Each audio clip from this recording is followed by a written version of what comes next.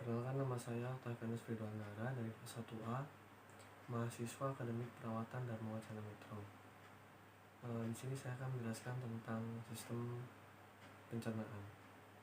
Sistem pencernaan makanan merupakan sistem yang menerima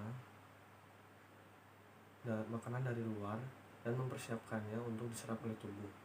Prosesnya meliputi mengunyah, menelan, dan mencampur enzim-enzim yang diproduksi mulai dari mulut sampai ke anus. Fungsi dari sistem pencernaan sendiri yaitu mengubah makanan menjadi nutrisi. Hal inilah yang dapat digunakan untuk nantinya menjadi perkembangan dan pertumbuhan sel tubuh serta menjadi sumber energi bagi tubuh.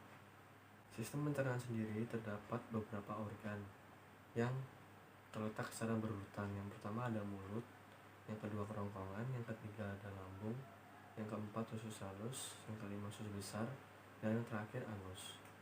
Berikut ini adalah gambaran anatomi sistem pencernaan.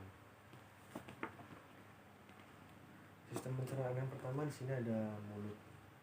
Mulut merupakan tempat masuknya suatu makanan sehingga mulut dapat mencerna makanan baik secara kimiawi maupun mekanik. Fungsi dari mulut sebagai pintu masuk dari saluran pencernaan dan melalui proses pencernaan dengan air liur dan tenaga penggerak dari pencernaan bulus ke faring. Hal ini berfungsi juga sebagai saluran pernapasan sekunder, modifikasi suara untuk menghasilkan bicara, dan organ semosensori.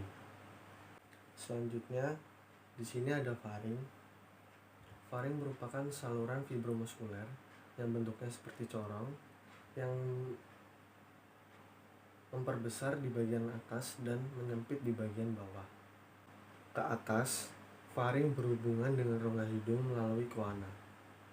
Ke depan berhubungan dengan rongga mulut melalui isthmus faecium. Sedangkan dengan laring di bawah berhubungan melalui adductus pharyngeus dan ke bawah berhubungan dengan esofagus.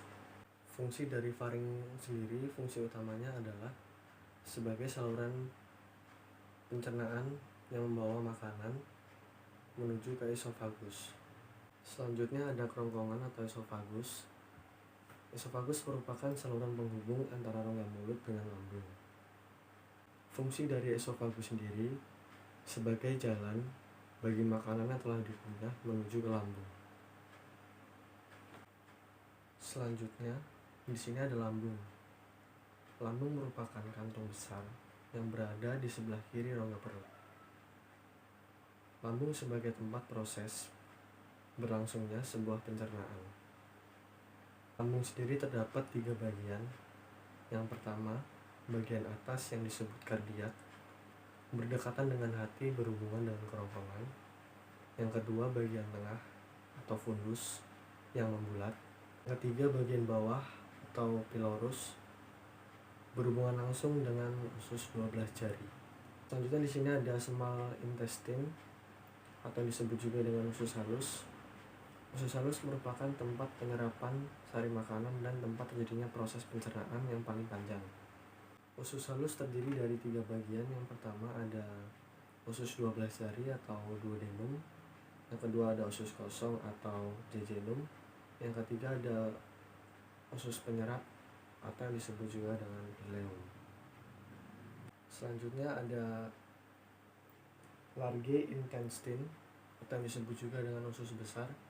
Usus besar merupakan organ pencernaan lanjutan dari usus halus yang memiliki struktur dinding yang sejenis dengan usus halus seperti lapisan serosa, otot, submukosa, dan mukosa. Fungsi utama dari usus besar merupakan proses penyerapan makanan dan membuangnya keluar tubuh. Di dalam usus besar juga terdapat beberapa bagian, yaitu bagian utama. Yang pertama ada kolon transversum, ada kolon ascendens, kolon descendens, usus buntu, dan rektum. Yang terakhir di sini ada anus. Anus merupakan lubang tempat pembuangan feses dari tubuh. Sebelum dibuang melalui anus, feses terlebih dahulu ditampung di bagian rektum. Apabila feses siap dibuang, maka sphincter rektum akan mengatur pembukaan dan penutupan anus.